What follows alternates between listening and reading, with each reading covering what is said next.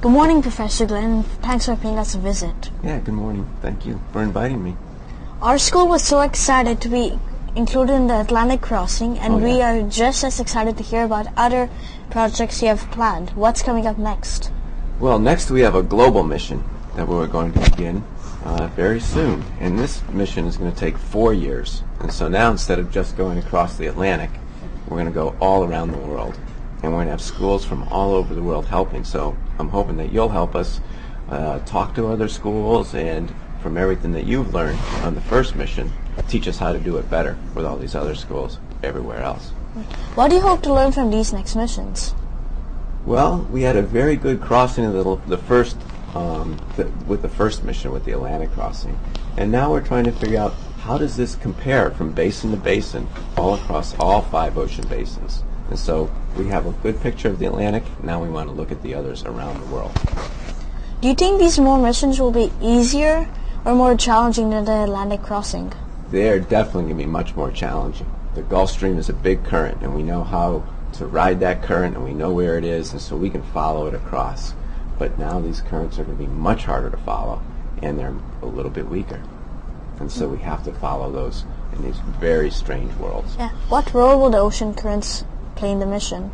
Oh, those currents are critical for us because they're the currents that we ride to get us across. The gliders fly very slow. They use very little energy, only about 3 Christmas tree lights of energy.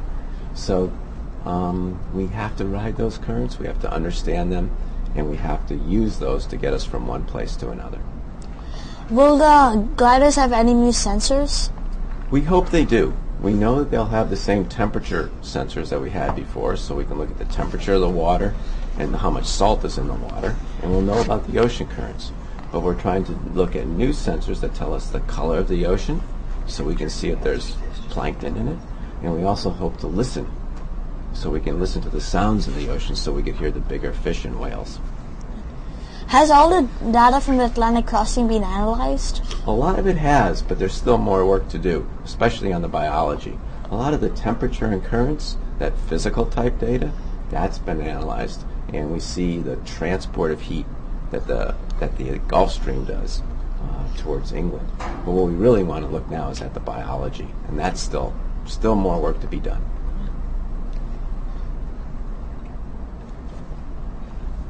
And what we have here is some of the plaques from the first mission.